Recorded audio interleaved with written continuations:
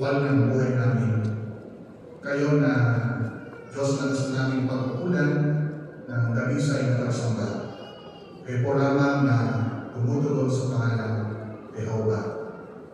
Gusto namin kayo pasalamatan ng lubos sa buhay at mabuting kalusugan na regalo sa amin. Salamat sa tabi namin ito at minsan pa gagamitin namin sa aming ikalawang araw ng aming konbensyon. Maraming salamat po, Diyos na Jehovah, sa pribilehiyo ito na binigay sa amin. Kaya naikisuyo po kami, Ama, na tulungan lahat ng lalaki na gagamitin ninyo sa konbensyon na ito para maipahalikan ng malinaw at nakapagpapatibay ang lahat ng paksa na iharap nila. Gabayan rin po pakisuyo lahat ng departamento sa konbensyon na ito na magampanan nila ng mahusay ang kanilang mga atas para ang buong maghapon ay nagmatagumpay. Nakikisuyo rin po kami, Diyos na Jehovah, na gabayan niyo ang bawat isa sa amin, lalo ng mga mahilad, na bigyan sila ng mabuting kalusugan. Marami rin kami kasama mga magulang, mga kabataan, marami rin mga may maliliit na anak, kaya pakisuyo.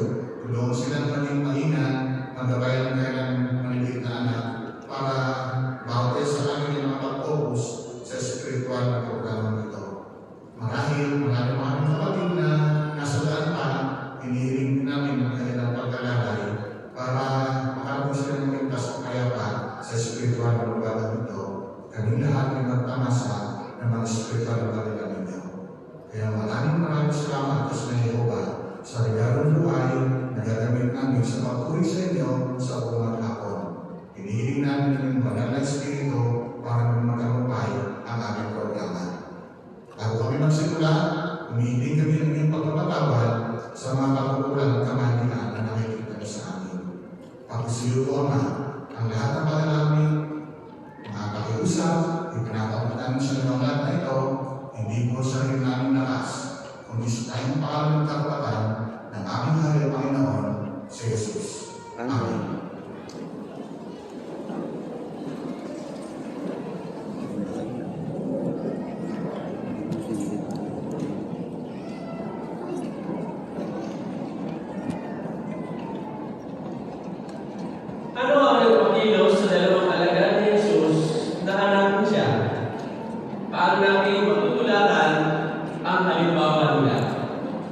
Panoorin natin ngayon ang pahayag ni Father Derek Los, Miyembro ng Grupong Tagapamahala. Ang tema ay mula sa buwan 1:38, kung saan sinabi ni Jesus, ano ang kailangan ninyo?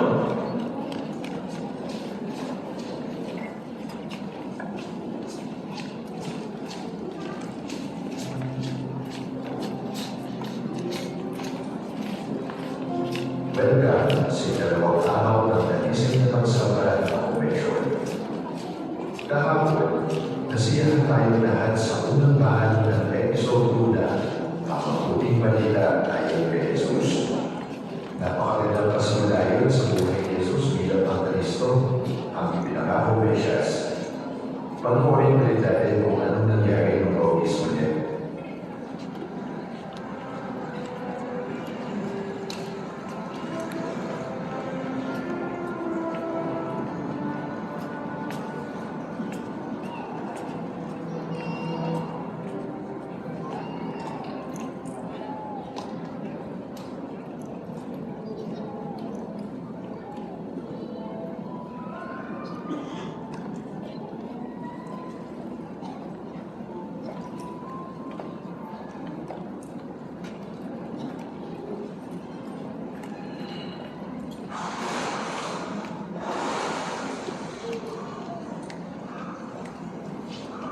Pagkatapos mabautismuhan, umahon agad si Jesus sa tubig.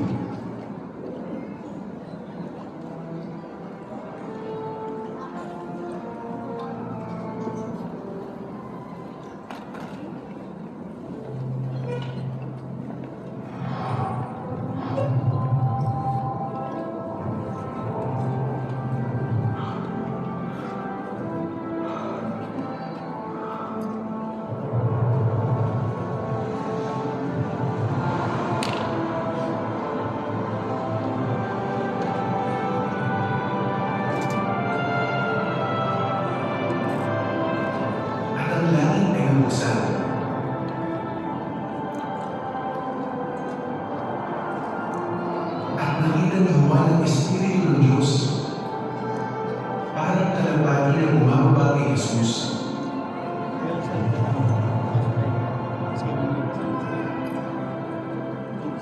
May tinig mula sa langit na nagsabi, Ito ang anak ko, ang minamahal ko, at pinalulunan. Isip-isipin na lang natin kung anong naramdaman ni Jesus nang bumaba sa kanya ang banal na Espiritu. Sigurado lahat ng itinuro sa kanya ng kanyang ama na alala niya, pati na yung naging buhay niya sa dati, bumalik din yun sa alaala niya. Pagkatapos, narinig niya ang boses ni Jehovah, makikita sa sinabi ng Diyos na mahal niya si Jesus at nagtitiwala siya rito. Dahil ba na nagtiwala na si Jesus sa sarili niya? Hindi. Panoorin natin ang ginawa ni Jesus pagkatapos ng bautismo niya.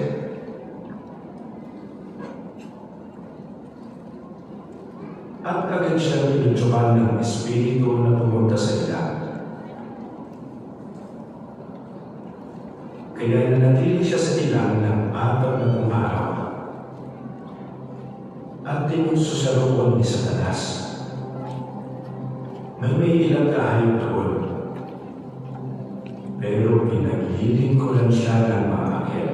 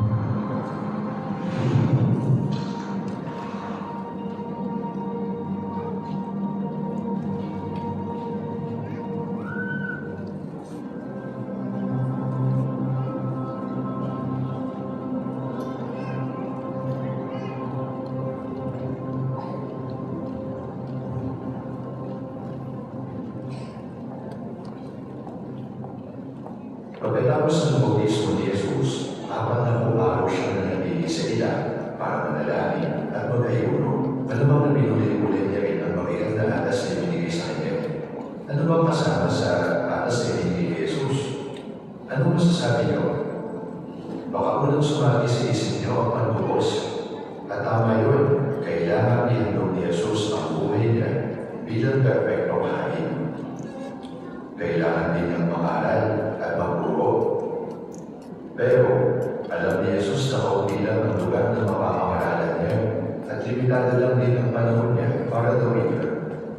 Nang magdahon, sinabi niya ang mga salitang nakakulat sa 1:4-8. Initi ako sa inyo, ang nananampalataya sa akin ay gagawa rin ng mga ginagawa ko. At ang mga gagawin niya ay makahigit sa mga ito dahil ako ay pupunta sa amin.